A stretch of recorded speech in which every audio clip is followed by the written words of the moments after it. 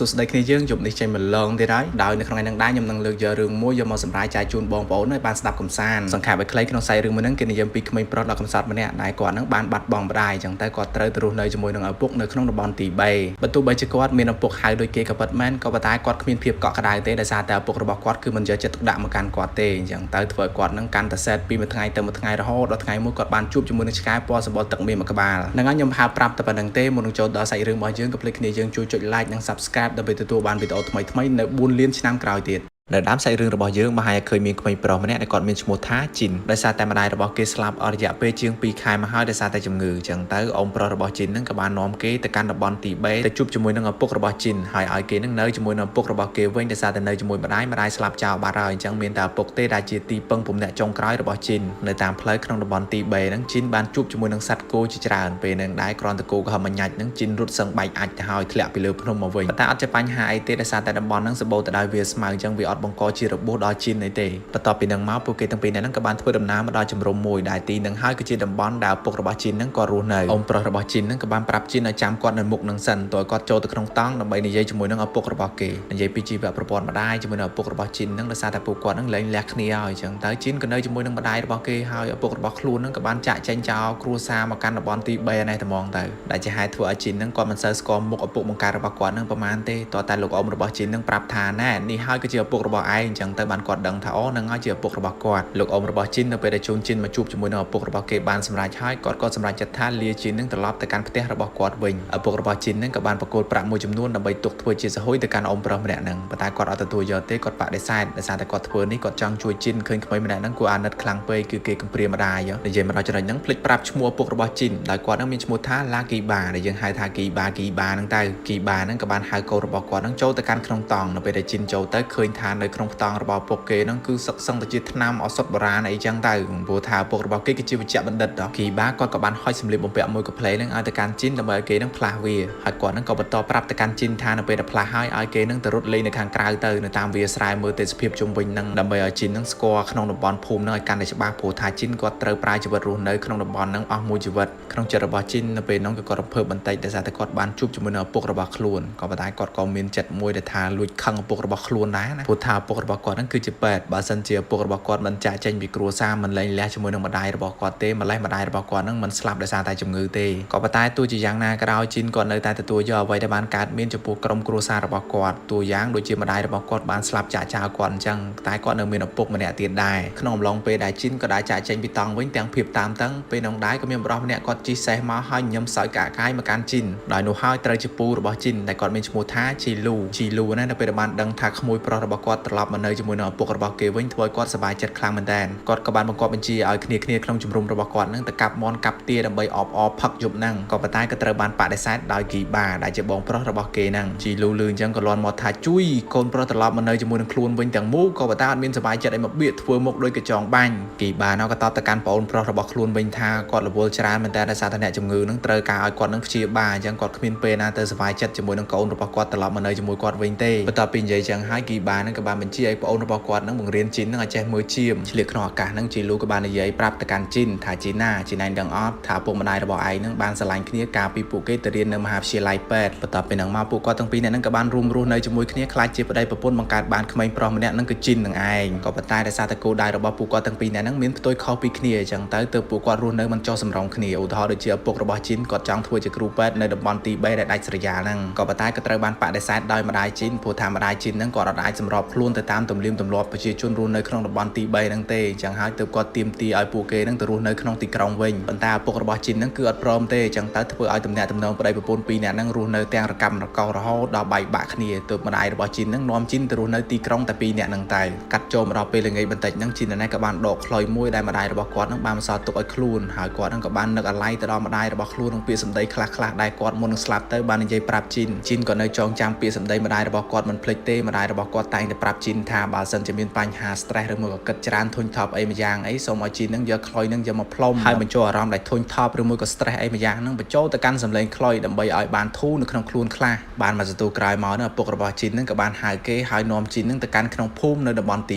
3ដោយគោលដៅរបស់គីបានឹងក៏ចង់នាំជីនឲ្យស្គាល់ជាមួយនឹងចាស់ទុំក៏ដូចជាលោកមេភូមិដែលតែងតែមើលការខុសត្រូវនឹងកាន់កាប់នៅក្នុងតំបន់ភូមិនឹងកាន់មកកាន់លោកយាយម្នាក់ដែលគាត់មានឈ្មោះថាអាម៉ាឡាការងាររបស់គាត់គឺប្រកបអាជីវកម្មលក់ឱសថបុរាណក៏ដូចជាថ្នាំទឹកនានាក្នុងពេលមួយនឹងគាត់ក៏ត្រូវបានមានការរិះគន់ពីសំណាក់ភ្ញៀវរបស់គាត់ជាពិសេសម៉ូយគាត់ម្នាក់នឹងក៏បានចេញមកចោទទៅកាន់លោកយាយអាម៉ាឡាគាត់ថាលោកយាយម្នាក់នឹងលក់ឱសថបុរាណមិនពិតមិនសុទ្ធមិនប្រកែកដោយពាក្យដែលគាត់បាននិយាយនោះទេជាក់ស្ដែងដូចម៉ូយម្នាក់នឹងគាត់បានមកទិញថ្នាំបណ្ដុះសក់ពីលោកយាយអាម៉ាឡាដើម្បីធ្វើឲ្យសក់របស់គាត់នឹងមានឡើងវិញព្រោះក្បាលរបស់គាត់នឹងគឺទំពេកជាក់ស្ដែងនៅពេលដែលគាត់ប្រើប្រាស់ថ្នាំលោកយាយអាម៉ាឡានឹងហើយគឺគ្មានដុះសក់ឲ្យមកតសៃអីទេលោកយាយអាម៉ាឡាគាត់ក៏តបទៅវិញថាបរិះក្បាលទំពេកម្នាក់នឹងដោយសារតែមិនស្ដាប់បណ្ដាំរបស់គាត់អញ្ចឹងហើយទៅធ្វើឲ្យក្បាលរបស់គាត់នឹងមិនដុះសក់សោះនៅពេលដែលគាត់ដោះស្រាយបញ្ហាចំពោះភ្ញៀវរបស់គាត់រួចអស់ហើយអញ្ចឹងទៅលោកយាយអាម៉ាឡានឹងគាត់ក៏បានគ្រោងនឹងបិទហាងគាត់ប៉ុន្តែនៅពេលដែលគាត់ឃើញជីនជាមួយនឹងឪពុករបស់គេជីសេះមកអញ្ចឹងទៅគាត់ក៏បានរត់ពួនលោកយាយម្នាក់នឹងកើតអីណោះកាត់ចូលមកកាន់ថ្ងៃមួយនឹងជីនគាត់បានមកខ្វាជាមប៉ុន្តែគណៈពេលនឹងដែរក៏មានជាមមួយក្បាលនឹងវាព្យាយាមដើរស៊ីស្មៅកិច្ចចេញពីវងហើយជីនណែឃើញអញ្ចឹងចាំការទៀតក៏បានស្ទុះរត់ទៅបាំងមុខជាមមួយក្បាលនឹងហើយជាបតិចបតាសាជាមនឹងឲ្យវាត្រឡប់បកទៅក្រោយវិញទៅរកវងវិញប៉ុន្តែក្នុងគណៈពេលនឹងដែរគីតូចរបស់ជីននឹងវាក៏បានព្រុសហាក់បីដូចជាវាកំពុងតែភ័យខ្លាចនឹងអ្វីមួយជីនណែឮឆ្កែព្រុសអញ្ចឹងទៅគាត់ក៏បានងាកទៅខាងក្រោយខ្នងរបស់គាត់ទីបំផុតគាត់បានឃើញថាមានខ្លាឃ្មុំមួយក្បាលនឹងកំពុងតែដើរសម្ដៅមកកាន់គាត់ធ្វើឲ្យគាត់ភ័យរហូតដល់ទន់ជង្គង់អុកគូតញ៉ាច់ក៏ប៉ុន្តែពេលនោះដែរចេះសំណាងឡអីក៏មានឆ្កែធំមួយក្បាលដែលមានពណ៌សម្បុរពណ៌ទឹកមាសនឹងចេញមកជួយជីនដោយខំទៅកាន់អាខ្លាឃ្មុំមួយក្បាលនឹងធ្វើវាផ្អើលរត់បាត់ទៅបន្ទាប់ពីនឹងមកនៅពេលយប់ឡើងនឹងជីនគាត់បំរុងថានឹងរៀបរាប់រឿងរ៉ាវដែលគាត់បានជួបទាំងអាបាល់ម៉ានប្រាប់ទៅកាន់ឪពុករបស់គាត់ក៏ប៉ុន្តែត្រូវបានគីបានឹងគាត់និយាយកាត់គាត់ប្រាប់ទៅកាន់ជីនថាព្រឹកស្អែកនឹងគាត់ត្រូវចេញទៅលេងនៅភូមិឆ្ងាយមកព្រឹកអញ្ចឹងទៅឲ្យជីននឹងនៅមើលផ្ទះផងហើយមើលជាមខ្វាជាមឲ្យបានល្អជីននៅពេលដែលលើអញ្ចឹងគាត់ក៏អត់និយាយតបតអីទៀតដែរបានត្រឹមតែអង្គុយអន់ចិត្តចំពោះឪពុករបស់ខ្លួនណាកាត់ចូលមកកាន់ព្រឹកបន្ទាប់នៅពេលដែលជីនគាត់យកជាមទៅខ្វាដោយសមមួយដងគាត់ក៏បានដេកនឹកគិតដល់រឿងម្សិលមិញដែលគាត់បានជួបឆ្កែពណ៌សម្បុរទឹកមាសក៏ប៉ុន្តែក្នុងគណៈពេលនឹងដែរក្រុមក្មេងៗមួយក្រុមនឹងក៏នាំគ្នាយកដុំថ្មនោះមកគប់ជីនហើយពួកគេហៅជីនថាក្មេងមកថ្មីជីនមិនដឹងថាត្រូវធ្វើអីកាត់បានត្រឹមតែតពួននៅកលៀតថ្មមួយដើម្បីគេចពីដុំថ្មតូចៗដែលពួកអស់នឹងវាគប់មកកាន់ជីនណាបន្ទាប់ពីពួកនឹងវាគប់ហើយជេរទៅកាន់ជីនចាយចអន់ហើយវាក៏បានត្រឡប់ទៅវិញប៉ុន្តែនៅសល់ក្មេងប្រុសម្នាក់ដែលគាត់មានឈ្មោះថានូពូអានតិតនឹងសម្លឹងមើលមកជីនហាក់បីដូចជាអាណិតជីនដែរក៏ប៉ុន្តែមិនដឹងធ្វើម៉េចទេបើមិត្តភក្តិរបស់គេនឹងធ្វើបាបជីនអញ្ចឹងគាត់មានតែធ្វើតាមដែរអញ្ចឹងទៅកន្លែងមកកាន់គីបាណាគាត់បានធ្វើដំណើរតាមផ្លូវតាមរយៈសេះរបស់គាត់នឹងមកដល់ជំរំមួយប្រទះឃើញជំរំមួយនឹងហាក់បីដូចជាមានសភាពដ៏ចម្លែកអត់មានឃើញមនុស្សរស់នៅអីទេហើយក្នុងពេលនោះគាត់ក៏បានប្រទះភ្នែកជាមួយនឹងសាកសពអ៊ំប្រុសម្នាក់ដោយក្នុងដៃរបស់គាត់នឹងបានកាន់កំបិតហាក់បីដូចជាមុននឹងគាត់ស្លាប់គាត់បានតតាំងជាមួយនឹងអ្វីមួយយ៉ាងហើយក៏នៅជុំវិញសាកសពអ៊ំប្រុសម្នាក់នឹងក៏មានសាកសពឆ្កែសាកសពជាមអីនឹងស្លាប់អនើគោកនៅជុំវិញនឹងគីបាណាគាត់ក៏បានប្រទះឃើញសំណល់រោមសត្វខ្មៅនឹងនៅលើសាកសពអ៊ំប្រុសម្នាក់នឹងតែមិនដឹងថាសត្វអីទេចំពោះជីនណែវិញនៅពេលគាត់ក៏លេចទៅមើលខាងលើគាត់បានឃើញវងជាមរបស់គាត់3ក្បាលនឹងរត់ចុះសម្ដៅពីលើភ្នំមកហើយពេលហ្នឹងគាត់ក៏ដឹងថាវងជាមទាំងអស់ហ្នឹងមិនមែនផ្អើលរត់ធម្មតាទេដោយសារតែមានវងចចកហ្នឹងកំពុងតែដេញខំវាជីនណែឃើញអញ្ចឹងដើម្បីជួយជាមរបស់គាត់ក៏បានយកដុំថ្មមួយគប់សម្ដៅទៅកាន់ចចកមួយក្បាលដែលធ្វើឲ្យវានឹងខឹងជីនខ្លាំងមែនទែនក៏បានដេញខំជីនក៏ប៉ុន្តែចេះសំណាងឡអីឆ្កែសម្បល់ពណ៌ទឹកប្រាក់មួយក្បាលហ្នឹងក៏បានចេញមកជួយជីនបានជោគជ័យហើយជីនក៏បានរួចផុតពីការវាយប្រហាររបស់ពួកចចកហ្នឹងមិនទាន់ចប់ទេក្រុមឆ្កែស្រុកដទៃទៀតហ្នឹងក៏បានរត់ដេញខំពួកចចកទាំងអស់ហ្នឹងហើយដេញផ្អើលពួកអស់ហ្នឹងឲ្យវារត់ចូលទៅក្នុងព្រៃវិញបាត់ទៅហើយក្មេងប្រុសដែលមានឈ្មោះថានូពូនេះឯងដែលទៅប្រាប់ជីលូឲ្យមកជួយជីនណាអញ្ចឹងទៅជីនជាមួយនឹងក្មេងប្រុសម្នាក់ហ្នឹងក៏បានរាប់អានគ្នាធ្វើជាមិត្តភក្តិអញ្ចឹងទៅនៅក្នុងគណៈពេលនោះដែរក៏មានឆ្កែពណ៌សម្បុរទឹកមាសមួយក្បាលហ្នឹងវាបានឈរមើលពួកគេពីលើកំពូលភ្នំហ្នឹងមកធ្វើឲ្យក្រុមឆ្កែស្រុកទាំងអស់ហ្នឹងឃើញឆ្កែពណ៌សម្បុរទឹកមាសហ្នឹងគឺពួកវានាំគ្នាព្រុសខ្លាំងមែនតើរហូតដល់មានឆ្កែពណ៌សម្បុរទឹកប្រាក់មួយក្បាលហ្នឹងវាស្ទុះហក់ទៅខំឆ្កែពណ៌សម្បុរទឹកមាសហ្នឹងពេលនោះជីនក៏ចង់ហាមទៅកាន់ឆ្កែពីរក្បាលហ្នឹងដែរក៏ប៉ុន្តែហាមមិនស្ដាប់ទេឆ្កែកំពុងតែជក់ខំគ្នាផងទស្សនវិជ្ជាបែបហ្នឹងគឺគ្រោះថ្នាក់ខ្លាំងមែនតើរវាងឆ្កែពណ៌ទឹកមាសនិងពណ៌ទឹកប្រាក់ពីរក្បាលហ្នឹងដែលវាកំពុងតែខំគ្នាយ៉ាងខ្លាំងក៏ប៉ុន្តែខំគ្នាមកដល់ទីបំផុតពួកឆ្កែពីរក្បាលហ្នឹងក៏បានល្អិលជើងធ្លាក់ទៅលើជ្រោះបោកជាមួយនឹងថ្មដួលសន្លប់រងរបួសធ្ងន់ទាំងពីរក្បាលហ្នឹងហើយជីនជាមួយនឹងជីលូហ្នឹងគាត់ក៏បាននាំឆ្កែទាំងពីរក្បាលហ្នឹងទៅកាន់ជំរំរបស់ពួកគេដើម្បីឲ្យឪពុករបស់ជីនហ្នឹងគាត់ព្យាបាលឆ្កែទាំងពីរក្បាលហ្នឹងបន្ទាប់ពីគីបាគាត់បានពិនិត្យមើលរបួសក៏ដូចជាដេព្យាបាលអីហើយគាត់ក៏បាននិយាយប្រាប់ទៅកាន់ជីនថាឆ្កែមួយក្បាលដែលមានពណ៌សម្បុរទឹកមាសហ្នឹងគឺអត់មានបាក់ឆ្អឹងបាក់ឆ្អែងអីទេវាមានសុខភាពរឹងមាំណាស់ហើយស្ត្រីម្នាក់ដែលមានឈ្មោះថាឡាមូហ្នឹងគាត់ក៏បានប្រាប់ជីនហើយលើកទឹកចិត្តជីនថាជប់អារម្មណ៍ទៀតទៅសប្បាយចិត្តចោះដោយសារតែឆ្កែពីរក្បាលហ្នឹងគឺបានរួចផុតពីគ្រោះថ្នាក់ហើយដោយហេតុនេះហើយបានជាភារកិច្ចដែលត្រូវមើលថែទាំក៏ដូចជាការបញ្ចុកថ្នាំចំណីហាផ្សេងទៀតទៅកាន់ឆ្កែពណ៌សម្បុរទឹកមាសហ្នឹងគឺត្រូវជីននឹងឯងជាអ្នកមើលថែទាំបន្ទាប់ពីហ្នឹងមកគីបាណាគាត់ក៏បានជូនចែឡាមូហ្នឹងត្រឡប់ទៅកាន់ជំរំរបស់គាត់វិញប៉ុន្តែក្នុងពេលដែលធ្វើដំណើរតាម តាមផ្លូវហ្នឹងចៃឡាមូហ្នឹងក៏បានសួរទៅកាន់គីបាថាហេតុអីបានជាពីរអ្នកឪកូនហ្នឹងមិនសូវនិយាយគ្នាសោះនៅពេលដែលជួបមុខគ្នាពេលហ្នឹងដែរគីបាហ្នឹងក៏បានប្រាប់ទៅកាន់ចៃឡាមូវិញថាគាត់ដឹងអំពីជំរឿចិត្តរបស់ជីនព្រោះថាកូនប្រុសរបស់គាត់ហ្នឹងនៅអន់ចិត្តជាមួយនឹងឪពុកដោយសារតែឪពុកនឹងឯងជាអ្នកទុកឲ្យគេហ្នឹងរស់នៅជាមួយនឹងម្ដាយតែពីរនាក់គីបាដែលជាឪពុកនេះគាត់មិនចង់ធ្វើបែបហ្នឹងដាក់កូនរបស់គាត់ទេ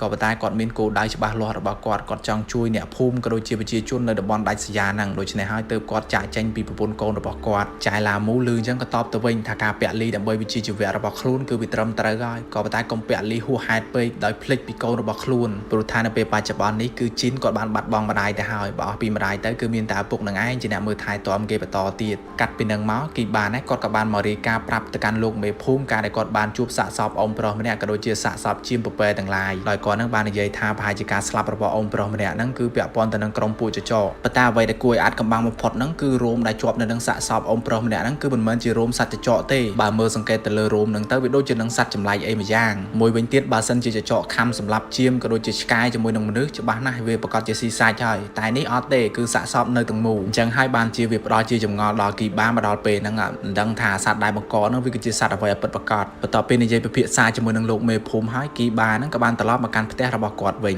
ហើយជានៅពេលដែលឃើញឪពុកមកវិញហ្នឹងខ្លួនក៏បាននិយាយសុំឪពុករបស់ខ្លួនហ្នឹងមើលថែឆ្កែពណ៌សម្បុរទឹកមាសហ្នឹងហើយឪពុកនោះក៏អត់បដិសេធដែរឲ្យជីនហ្នឹងធ្វើអីធ្វើទៅនៅពេលដែលឆ្កែសម្បុរពណ៌មាសហ្នឹងវាភ្ញាក់ពីសន្លប់វិញវាក៏បានកំហឹមដាក់ជីនពេលហ្នឹងដែរជីនក៏បំរុងថានឹងសុំជំនួយពីឪពុកខ្លួនក៏ប៉ុន្តែឃើញឪពុករបស់ខ្លួនហ្នឹងដេកលក់បាត់ហើយអញ្ចឹងទៅខ្លួនខ្ជិលរំខានណាអញ្ចឹងហើយបានជាគាត់ដកខ្លុយម្ដាមដែលម្ដាយរបស់គាត់ទុកឲ្យគាត់ហ្នឹងយកមកផ្លុំបង្គំបន្លឺសំឡេងបានជាបទភ្លេងដែលធ្វើឲ្យឆ្កែសម្បុរពណ៌មាសហ្នឹងវាស្ងប់អារម្មណ៍ហើយសំឡេងចម្រៀងខ្លុយដែលគាត់បានផ្លុំចេញមកហ្នឹងគឺវាពិរោះរណ្ដំខ្លាំងមែនទែនបំពេចិត្តឲ្យមនុស្សសត្វនានាដែលនៅបរិបទជុំវិញខ្លួនគាត់ហ្នឹងគឺគេងលក់យ៉ាងស្កប់ស្កល់តែម្ដងកាត់ចូលមកដល់ពេលព្រឹកឡើងឆ្កែទាំងពីរក្បាលហ្នឹងក៏បានភ្ញាក់ពីដំណេកមកវិញនៅពេលដែលពួកវាបានមើលឃើញមុខគ្នាអញ្ចឹងទៅវាក៏បានបន្តព្រុសកំហឹមដាក់គ្នាទាំងដែលពួកវាកំពុងតែមានរបួសរៀងៗខ្លួនចៃឡាមូបន្ទាប់ពីឃើញអញ្ចឹងគាត់ក៏បានយកសាច់ម្ដុំបោះទៅឲ្យឆ្កែសម្បុរពណ៌សនេះហើយខ្ញុំច្រឡំហៅសម្បុរពណ៌ទឹកប្រាក់ហៅពណ៌សអញ្ចឹងតែអីដែលខុសប្លែកនៅពេលដែលគាត់បោះសាច់ម្ដុំទៀតទៅឲ្យឆ្កែសម្បុរពណ៌ទឹកមាសនេះវាបែរជាអត់ស៊ីទេអញ្ចឹងហើយបានជាចៃឡាមូហ្នឹងក៏ដឹងថាឆ្កែមួយហ្នឹងមានចំណុចពិសេសមួយគឺវាអត់ព្រមស៊ីសាច់ដែលមនុស្សប្លែកមុខបោះឲ្យវាស៊ីទេលឺអញ្ចឹងជីនក៏បានយកសាច់ម្ដុំហ្នឹងហុចទៅឲ្យឆ្កែសម្បុរពណ៌មាសហ្នឹងប៉ុន្តែពេលហ្នឹងឡាមូគាត់ប្រាប់ដែរថាវាគ្រោះថ្នាក់ណាស់កុំអីតែជីនអត់ស្ដាប់ទេក៏បានហុចទៅឲ្យឆ្កែមួយហ្នឹងរហូតដល់ឆ្កែមួយហ្នឹងទៅវាក់ទៅប៉ុន្តែអត់ទៅវាក់ចំដៃជីនទេវាគ្រាន់តែទៅវាក់យកសាច់ណាអញ្ចឹងបញ្ជាក់ថាជីនហើយនឹងឆ្កែសម្បុរពណ៌មាសហ្នឹងយល់ចិត្តគ្នាហើយបន្ទាប់ពីរបួសឆ្កែទាំងពីរក្បាលហ្នឹងបានធូរស្បើយហើយនៅថ្ងៃមួយហ្នឹងក៏មានវងឆ្កែអ្នកប្រមាញ់មួយក្រុមហ្នឹងបានមកជុំគ្នានៅមុខជំរំរបស់ជីនដែលពួកឆ្កែទាំងអស់ហ្នឹងមកនេះគឺដើម្បីមកទទួលឆ្កែដែលមានសម្បុរពណ៌សមានឈ្មោះថាណូលីហ្នឹងយកទៅវិញឈ្មោះលយទៀតណាក៏ប៉ុន្តែមិនដឹងជាល្មិចទេពេលហ្នឹងបានជាឆ្កែពណ៌សដែលមានឈ្មោះថាណូលីហ្នឹងអត់ព្រមទៅវិញជាមួយនឹងវងពួកឆ្កែគ្នាគេដទៃទៀតទេគេសុកចិត្តនៅជំរំជាមួយនឹងជីនណាចាប់ពីថ្ងៃហ្នឹងមកឆ្កែទាំងពីរក្បាលទាំងពណ៌សនិងពណ៌មាសហ្នឹងគឺវាលែងឆ្លោះគ្នាខំគ្នាទៀតហើយដោយសារតែពួកវាបានរាប់អានគ្នាធ្វើជាមិត្តភក្តិជិតស្និទ្ធហើយអញ្ចឹងទៅវាបានរត់លេងជាមួយគ្នាម្យ៉ាងជីនក៏តែងតែនាំឆ្កែពីរក្បាលហ្នឹងចេញទៅឃ្វាជាមជាមួយនឹងគាត់ដែរជារៀងរាល់ព្រឹកក្នុងពេលមួយហ្នឹងលោកពូហ្នឹងក៏បាននិយាយប្រាប់ទៅកាន់ជីនថាជីនណាឆ្កែពណ៌មាសហ្នឹងល្មមដាក់ឈ្មោះឲ្យវាមួយទៅអីណោះមើលឆ្កែពណ៌សហ្នឹងគេមានឈ្មោះគេគេឈ្មោះណូលីហើយចុះឆ្កែពណ៌មាសហ្នឹងល្មមដាក់ឈ្មោះវាមួយទៅវាព្រោះដូចគេប៉ុន្តែជីនពេលហ្នឹងរងនឹកដាក់ឈ្មោះឆ្កែហ្នឹងអត់ឃើញទេអញ្ចឹងទៅលោកពូហ្នឹងក៏បានផ្ដល់ជាមតិទៅឲ្យជីនថាជីណាឯងឈ្មោះជីនអញ្ចឹងនៅពេលដែលឆ្កែពណ៌មាសហ្នឹងគួរតែដាក់ឈ្មោះវាថាជីអីចឹងទៅឬក៏ដកជីអីចឹងទៅជីនណែលឿនអញ្ចឹងស្ដាប់ទៅរៀងព្រោះដែរណាឈ្មោះគាត់ឈ្មោះជីននៅទៅពេលឆ្កែពណ៌មាសហ្នឹងដាក់ឈ្មោះជីដកជីអីចឹងទៅវាស្តៀងគ្នាហ្នឹងក៏សម្រាប់ចិត្តថាយកឈ្មោះហ្នឹងត្មងទៅហៅថាដកជីឆ្កែពណ៌មាសហ្នឹងណាក៏ប៉ុន្តែសំកាត់រំលងចូលមកដល់ពេលមួយពេលហ្នឹងរៀងល្ងាចដែរណាមានបរិមម្នាក់ហ្នឹងគាត់កំពុងតែដំស្នឹងវាយចងគោរបស់គាត់ប្រពន្ធរបស់គាត់ហ្នឹងក៏បានស្រែកហៅគាត់នៅពីក្រោយខ្នងថាឲ្យប្តីហ្នឹងចូលមកហូបបាយហូបទឹកសិនមកព្រោះថាវាល្ងាចណាស់ទៅហើយក្នុងគណៈពេលដែលពួកគេកំពុងតែបរិភោគអាហារពេលល្ងាចហ្នឹងប្តីប្រពន្ធពីរនាក់ហ្នឹងក៏បានឮសំឡេងគោរបស់គាត់ស្រែកចេញមកពីខាងក្រៅអញ្ចឹងទៅខាងប្តីនេះក៏បានចេញទៅមើលក្រែងលោមានចោលមានអីមកប្លន់អីចឹងណាប៉ុន្តែវាខុសពីការគិតរបស់គាត់ដល់ទៅពេលគាត់ចេញមកដល់ខាងក្រៅបានឃើញគោរបស់គាត់ពីរក្បាលហ្នឹងដេកស្លាប់យ៉ាងណោចអធមតែម្ដងហើយម្យ៉ាងវិញទៀតគាត់អត់មើលឃើញថាពីណាគេមកសម្លាប់គោរបស់គាត់ទេអត់មានមនុស្សទេនៅជុំវិញហ្នឹងហើយនៅពេលដែលបរិសម្នាក់ហ្នឹងគាត់សម្លឹងរមើលចុះឡើងជុំវិញខ្លួនគាត់ក៏បានសម្លឹងឃើញថាមានសមោដ៏ធំមួយកំពុងតែសម្លឹងមើលមកកាន់គាត់ដែរអញ្ចឹងទៅគាត់ក៏បានងាកទៅក្រោយមើលទៅកាន់សមោមួយនោះហើយវាបង្ហាញឲ្យគាត់ដឹងថាអ្វីដែលគាត់បានឃើញនោះគឺជាឆ្កែបិសាចដែលវាមានចង្កូមវែងមុតស្រួចហើយមានភ្នែកក្រហមឆ្អិនឆ្អៅមើលមុខរបស់វាឡើងកម្ៅកែវភ្នែកវិញពោពេញទៅដោយភាពកាយសាហាវបានមើលសម្ដៅមកកាន់បរិសម្នាក់ហ្នឹងយើងដឹងហើយថាបរិសម្នាក់ហ្នឹងប្រហែលជាមិនរស់ទេកន្លែងមកកាន់ជីនណាវិញនៅពេលយប់គាត់ក៏បានបាត់ដកជីមិនដឹងតែឆ្កែពណ៌មាសហ្នឹងទៅណាទេអញ្ចឹងទៅធ្វើឲ្យជីនហ្នឹងគាត់មានអារម្មណ៍តែខ្វល់ខ្វាយពីដកជីខ្លាំងមែនតើគិតខ្លាចតែដកជីហ្នឹងមានគ្រោះថ្នាក់អីមួយណាចៃឡាមូហ្នឹងក៏បាននិយាយលួងលោមទៅកាន់ជីនថាប្រហែលដកជីហ្នឹងគាត់ត្រូវត្រឡប់ទៅផ្ទះឬក៏ទៅរកម្ចាស់របស់គាត់វិញហើយព្រោះថារបួសរបស់ របស់គាត់ពេលហ្នឹងគឺជាសះស្បើយហើយអញ្ចឹងទៅគាត់ក៏ប្រាប់ឲ្យជីនហ្នឹងកាត់ចិត្តកាត់អីខ្លះទៅព្រោះថាដកជីហ្នឹងគាត់ប្រហែលជាមានម្ចាស់របស់គាត់អីដែរកន្លែងមកកាន់អ្នកប្រមាញ់មកក្រុមនេះវិញនៅពេលដែលគាត់ធ្វើដំណើរមកដល់កន្លែងមួយក៏បានប្រទះឃើញសាកសពគោ2ក្បាលក៏ដូចជាសាកសពស្ត្រីបរិសុទ្ធ2នាក់ហ្នឹងត្រូវបានស្លាប់ដោយការខំរបស់សត្វចម្លែកប៉ុន្តែនៅកន្លែងទីកើតហេតុហ្នឹងពួកគេក៏បានប្រទះឃើញដកជីហ្នឹងនៅនឹងដែរអញ្ចឹងទៅពួកគេគិតថាអូអាឆ្កែពណ៌មាសហ្នឹងហើយប្រហែលជាឃាតករសម្លាប់មនុស្សជាមួយនឹងសត្វដទៃទៀតមិនប្រអងយូរទេក្រុមអ្នកប្រមាញ់ហ្នឹងក៏បានទាញកាភ្លើងម្នាក់ម្ដងហ្នឹងដេញបាញ់សម្លាប់ដកជីដើម្បីសងសឹកទៅឲ្យអ្នកស្លាប់ដោយសារតែមនុស្សដែលបានស្លាប់ទៅ2នាក់ហ្នឹងគឺជាបងប្អូនសាច់ញាតិរបស់ក្រុមអ្នកប្រមាញ់ហ្នឹងអញ្ចឹងទៅពួកគេខឹងខ្លាំងមែនទែនក៏បដិញ្ញាចិត្តថានឹងសងសឹកដកជីនេះមិនដឹងជារត់ទៅណាទេក៏បានបកទៅក្រោយរត់ទៅកាន់ជំរំជីនជីននេះឃើញដកជីរត់មកទាំងថែថប់អញ្ចឹងទៅគេក៏បានឆ្ងល់ប៉ុន្តែមិនបាច់ឆ្ងល់អីច្រើនទេព្រោះថាអ្នកប្រមាញ់ហ្នឹងបានដេញតាមដកជីនៅពីក្រោយនឹងឯងហើយពួកគេបំរុងថានឹងបាញ់សម្លាប់ដកជីនៅជំរំហ្នឹងណាក៏ប៉ុន្តែត្រូវបានជីនហ្នឹងហាមឃាត់ឪពុករបស់ជីនហ្នឹងក៏បានទៅសួរក្រុមអ្នកប្រមាញ់ទាំងអស់ហ្នឹងថាមូលហេតុអីបានជាពួកគេចង់បាញ់សម្លាប់ឆ្កែពណ៌មាសហ្នឹងមេកន្ទ្រីអ្នកប្រមាញ់ហ្នឹងក៏បាននិយាយទៅវិញថាដោយសារតែឆ្កែពណ៌មាសហ្នឹងឯងជាអ្នកសម្លាប់បងប្អូនរបស់គាត់អញ្ចឹងតែគាត់ត្រូវតែសម្លាប់វាសងសឹកទៅឲ្យវិញ្ញាណក្ខន្ធរបស់បងប្អូនគាត់វិញប៉ុន្តែជីននោះអត់ជឿសម្ដីរបស់អ្នកប្រមាញ់ទេដោយគាត់គិតថាដកជីហ្នឹងគឺជាឆ្កែល្អទោះបីជាគាត់ទឹមស្គាល់ដកជីប្រហែលថ្ងៃក៏ដោយក៏ប៉ុន្តែគាត់ដឹងចរិតដកជីច្បាស់បើសិនជាដកជីចេះសម្លាប់មនុស្សពិតមែនអញ្ចឹងមិនដកជីចូលទៅជួយជីននៅពេលដែលជីនត្រូវបានក្រុមចចកដេញខំនោះទេបើទោះបីជាមានការនិយាយបញ្យល់ពីជីនយ៉ាងណាក៏ដោយក៏ពួកអ្នកប្រមាញ់ទាំងអស់ហ្នឹងអត់ព្រមទេពួកគេអត់ជឿទៅលើសម្ដីកូនក្មេងទេពួកគេនៅតែចង់បាញ់សម្លាប់ដកជីនិងសងសឹកឲ្យខានតបានដោយពឹងផ្អែកទៅលើហេតុផលថាពួកគេបានឃើញដកជីនៅក្បែរកន្លែងកើតហេតុអញ្ចឹងទៅពួកគេសន្និដ្ឋានថាដកជីនឹងឯងគឺជាឃាតករមកសន្ទុះក្រោយមកហ្នឹងលោកមេភូមិគាត់ក៏បានមកដល់កន្លែងហ្នឹងហើយគាត់បានប្រាប់ទៅក្រុមអ្នកប្រមាញ់ទាំងអស់ហ្នឹងឲ្យស្ងប់ចិត្តសិនគ្រប់រឿងរ៉ាវដែលកើតមានឡើងទាំងអបាលម៉ានវាសិតតែមានហេតុហើយនឹងផលរបស់វាមុននឹងយើងធ្វើអ្វីឬក៏សម្រេចចិត្តធ្វើអ្វីមួយយើងត្រូវតែគិតពិចារណាឲ្យបានច្បាស់លាស់សិនលោកមេភូមិគាត់ក៏និយាយបន្តទៀតថាគាត់មិនមែនចង់កាន់ជើងអ្នកស្រុកអ្នកភូមិគាត់ទេក៏តែមានពេលខ្លះរឿងរ៉ាវខ្លះវាមានរឿងអយុត្តិធម៌បង្កប់នៅក្នុងហ្នឹងអាចកំបាំងជាច្រើនវាអាចបង្កប់នៅពីក្រោយខ្នងរឿងហ្នឹងអញ្ចឹងតម្រូវឲ្យពួកគេនឹងស្ងប់អារម្មណ៍និងស្ងប់ចិត្តសិនកុំយកកំហឹងយកមកដោះស្រាយបញ្ហាជៀសវាងដាក់ទោសទរណកម្មខុសទៅលើអ្នកដែលគ្មានកំហុសធ្វើឲ្យគេនឹងរងភាពអយុត្តិធម៌លោកមេភូមិនឹងក៏សួរទៅកាន់ក្រុមអ្នកប្រមាញ់ទាំងអស់ហ្នឹងថាគ្រប់គ្នាបានឃើញថាដកជីនឹងសម្រាប់មនុស្សមែនពិតឬមួយក៏អត់ឬមួយក៏គ្រាន់តែឃើញនឹងភ្នែកថាដកជីនៅកន្លែងកើតហេតុតើបានឃើញថាដកជីនឹងសម្រាប់មនុស្សនៅផ្ទាល់ភ្នែកទេគ្រាន់តែលោកមេឃុំគាត់សួរសំណួរអញ្ចឹងទៅធ្វើឲ្យក្រុមអ្នកប្រមាញ់ទាំងអស់ហ្នឹងចាប់ផ្ដើមស្ងាត់មាត់ឈៀបបដ ாய்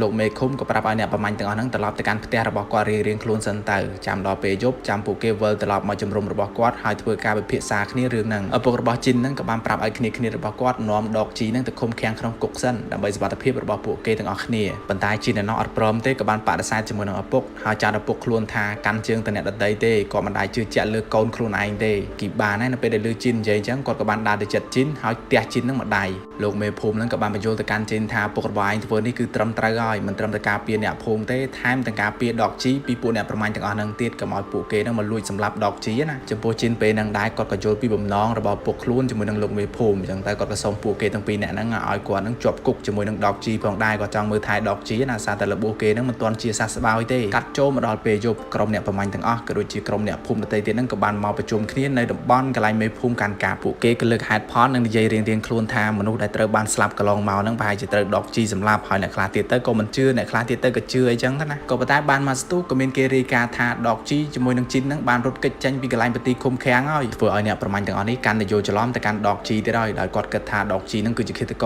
រហើយជីនហ្នឹងប្រហែលជាបំរុងថានាំដកជីរត់ហើយអញ្ចឹងទៅពួកគេក៏បានរត់ដេញតាមមេភូមិក៏ដូចជាឪពុករបស់ជីនហ្នឹងក៏បាននាំគ្នាមកប្រជុំរឿងហ្នឹងដែរក្នុងគណៈពេលហ្នឹងដែរអ៊ំប្រុសរបស់ជីនហ្នឹងក៏បានបង្ហាញខ្លួនហើយអះអាងនឹងប្រាប់ទៅកាន់មនុស្សគ្រប់គ្នាថាឆ្កែសម្បល់ពណ៌មាសហ្នឹងគឺមិនមែនជាឃាតករសម្លាប់មនុស្សទេអ៊ំប្រុសរបស់ជីនក៏ដាក់គូតអង្គុយហើយរៀបរាប់និយាយពីដំណើររឿងដែលគាត់បានដឹងកន្លងមកប្រាប់ទៅកាន់មនុស្សគ្រប់គ្នាការពីដើមឡើយហ្នឹងមានប្តីប្រពន្ធ2នាក់ហ្នឹងបានមករាយការណ៍ប្រាប់គាត់ពីរឿងរ៉ាវបងថ្លៃរបស់គាត់ហ្នឹងត្រូវបានសត្វចម្លែកហ្នឹងសម្លាប់ហើយនៅក្នុងហេតុការណ៍ដែលសែនខូខើហ្នឹងគឺមានតែឆ្កែមានពណ៌សម្បល់ពណ៌មាសមួយទេដែលគាត់នៅមានជីវិតហើយឆ្កែពណ៌មាសហ្នឹងឯងដែលបងថ្លៃរបស់គាត់ហ្នឹងគឺចិញ្ចឹមវាបន្ទាប់ពីបងថ្លៃរបស់គាត់បានបាត់បង់ជីវិតទៅគឺឆ្កែពណ៌មាសហ្នឹងក៏បាត់ដំណឹងសូន្យឆឹងទៅហ្មងបន្ទាប់ពីស្ដាប់លោកអ៊ំរបស់ជីនគាត់និយាយបែបហ្នឹងធ្វើឲ្យលោកមេឃុំក៏ដូចជាឪពុករបស់ជីនហ្នឹងគាត់ចាប់ផ្ដើមយល់ហើយថាអូដកជីហ្នឹងមិនមែនជាឃាតករទេគាត់ក៏ជាឆ្កែដ៏ស្មោះត្រង់មួយក្បាលដែលបានរស់រានមានជីវិតចេញពីការវាយប្រហាររបស់សត្វចម្លែកមិនបងយូរទេគីបាជាមួយនឹងជីលូហ្នឹងគាត់ក៏បានធ្វើដំណើរទៅស្វែងរកជីនកន្លែងមកកាន់ជីនជាមួយនឹងលូពូនេះវិញដោយសារតែពួកគេហ្នឹងបានភៀសខ្លួនមកតំបន់ភ្នំតកអញ្ចឹងទៅអាកាសធាតុនៅទីហ្នឹងគឺត្រជាក់ខ្លាំងមែនតើដែលជាហេតុហ្នឹងធ្វើឲ្យលូពូនោះទ្រាំនឹងអាកាសធាតុត្រជាក់អំបានគេក៏បានដួលសន្លប់នៅកន្លែងហ្នឹងទៅជីនក៏បានព្យាយាមទៅដាស់មិត្តភ័ក្តិខ្លួនឲ្យងើបក៏ប៉ុន្តែដាស់យ៉ាងណាក៏គេមិនងើបដែរដោយសារតែអាកាសធាតុហ្នឹងត្រជាក់ខ្លាំងពេកបូករួមទាំងជាមួយនឹងខ្យល់បក់មកកាន់តែខ្លាំងធ្វើឲ្យជីននេះក៏បានដួលសន្លប់ទៅតាមមិត្តភ័ក្តិរបស់ខ្លួនដែរ ดอกจีจะมันโนลีนไปเด็กขึ้นมาจากระบบคลุนสลอมจังเต้าปูเบียปีนี้นั่งกับบ้านมาเด็กบ้านมาจากระบบคลุนเอาไปประดับเพียบเกาะกระไดตายปูเกปีนี้นะดาวแต่ไปจิ้มจะมันลูกปูกอดดังคลุนล้างกอดกับบ้านดังทาคลุนระบบกอดนั่งเตะบ้านช่วยสังครุได้กรมกุลสมปอนมุยบรามเนี่ยนี่กอดกับบ้านสู้แต่การจิ้นทำมีเรือใบการล้างบ้านจีขมายปีเนี่ยนั่งอ่ะบ้านทั่วดำน้ำมาการจูพนมตะเกาะนั่งแตงครุทนะจิ้นกับบ้านใหญ่แต่เว้นแต่ซาแต่เนี่ยภูมิระบบกอดนั่งบ้านเจ้าสกายแต่กอดจำนั่งทายจีคิดตะกอสำหรับมนุษย์จังเต้บ้านจีกอดนอมสกายระบบกอดเพียคลุนมาการระบอนจูพนมนั่งบรากรมกุลสมปอนนั่งกอดกับบ้านตอบแต่เว้นทากอดก็มันเจอได้ทาสกายสโลต่างอ่อนนั่งไอ้สำหรับมนุษย์บ้านก็ไปได้ในมีสกายประเภทมวยติดและไอ้สำหรับมนุษย์บ้านดูคือจีสกายสกูดจีนในลืมจังการได้ชงอลิสกายสกูดนั่นคือจีไอ้เด้อเป็นน้องบรอกน้องโกสปอนนั่งกับบ้านใหญ่ปรับจินประมาณคายมันนี่ในครั้งสอบภูมิระบบกวาดนั่งก็เป็นกาวีบ้าปีกชอบชุกตะก้อยังเต้ถือเอาวีบังกอจีพิบหลังเงิดเมื่อไอ้มันจังเคยที่ขณะเป็นน้องได้ก็เป็นบอตเมนสกายสกูดมาบ้านเราทมปีบ้านบางหางคลูนหอยวีนั่งบ้านถือกาวีบ้ามาการโกสปอนเนี่ยภูมิระบบกวาดนั่งสลับสังทาถึงออกแต่ห้อยปุกวาดนั่งสกอหมกวีอย่างจะบ้าตัวใบยีเมื่อวีมันใส่จะบ้าแต่ก่อนเมื่อเพลย์ระบบวีลังก็หอมหอยจุกโกงระบบวีลังมุดสู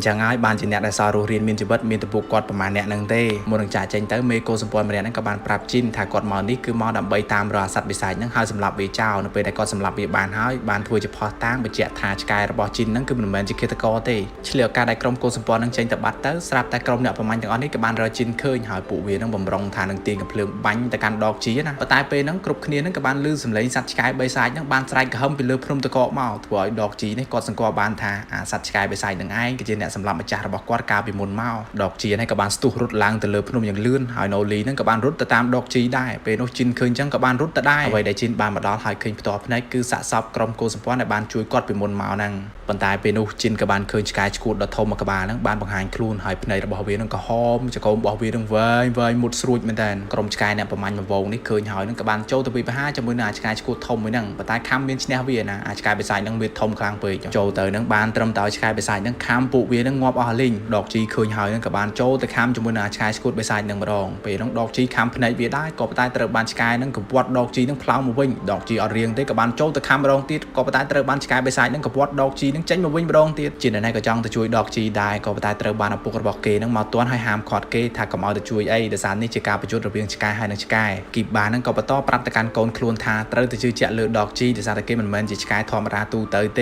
บ้านไอ้โดยแต่นั่งเอาไว้ดาวปุกระบอกจีนั่งบ้านใหญ่แมนดอกจีนั่งฉลาดมันแดนกับบ้านไปชาวราสกายไปใส่นั่งเดินตามคลูนต่อไปนั่งเมาสกายไปใส่นั่งกับบ้านรุดตะบกจมูกนั่งเตียงทมอไอ้กรมปูเนี่ยประมาณอย่างโบ้บ้านมาดอกคืนสกายไปใส่นั่งกับบ้านนอมคณิตตีนกับเพลิงนั่งเดินบ้านหาสกายไปใส่นั่งครั้งมาเต้นเวียกับบ้านล้างโจตะวีพาจมูกนั่งกรมเนี่ยประมาณอย่างนั้นปูนั่งขมิ้นชนะสกายไปใส่นั่งตีกับบ้านเตอสกายไปใส่นั่งคำงอบอลิงดอกจีในกำลังจะช่วยhọแต่คำมาสกายไปใส่นั่งก็ไปตายเตอบ้านสกายไปใส่นั่งกับวัดดอกจีหน่อยพลาวแถลมาวิ่งหาสกายไปใส่นั่งกับบ้านคำดอกจีบังกอบานจีระบุทงุนโนเลียในกับบ้านปลูกกระหำแต่ใบเป็นชาวไรสกายไปใส่นั่งไปโกได้มาการคลูนไปนุชเลียวการนั่งได้ดอกจีนั่งกับบ้านhọมาคำก็จังก็สกายไปใส่นั่งได้สกายชื่อจับสกายไปใส่นั่งกับบ้านคำปรังรถกิจระหดดอเบียนั่งแถลไปเลยพนมเมาตีมันพอนั่งสกายไปใส่นั่งกับบ้านออชวัดในกลายนั่งไตกลายมาการดอกจีในวิ่งก็เตอระบุยางทุนก็ได้ไปน้องจินบารองไปดอกจีคลังไปกิจกับบ้านโจเตอดอกจีบรรดาเมียนะขณะไปน้องได้นั่งเตียงตะโกจีจรานั่งบ้านตะเมียแถลไปเลยพนมโจมาข้างกล้าวถือเอาดอกจีเนี่ยเคยจังไพคลังไปกับบ้านน้อมจีนั่งรถจ่าเจนปีกลายนั่งไตดอกจีนั่งกอดคำปรังรถกิจแตงครูนบอกก่อนนั่งเมียระบุก็ไปตายอย่างนากระดาก่อนมันจังเอาจีนั่งเมียกรุธนาเตจังเตกอดคำปรังรถแล้วได้ซอดังหามจงกล่าวในตีบอมพอดไปได้ดอกจีกอดช่วยสังครูจีนั่งบ้านในจุกใจไปนั่งได้ดอกจีกอดกับบ้านบัดบองชีวิตในเกลียดังเตอการสลับระบอดดอกจีถอยจีนั่งก็มีอารมณ์ทาการตกสนอสนอยอันนัตการดอกจีอย่างคลั่งโดยสารบอตมีระบอดดอกจีนั่งไอ้ได้เฟื่อเอาเป็นลื้อในชีวิตระบอดจีนั่งเมียนหลังเวงจับไปน้องเมามนุษย์กระโดดจีเนี่ยภูมิในตีได้รู้ในขนมระบอดตีเบนั่งเกล้เมียนเพียบเพยคล้ายจมูกสันจำลายตีได้หายการรู้ในประกอบระบอบเซ็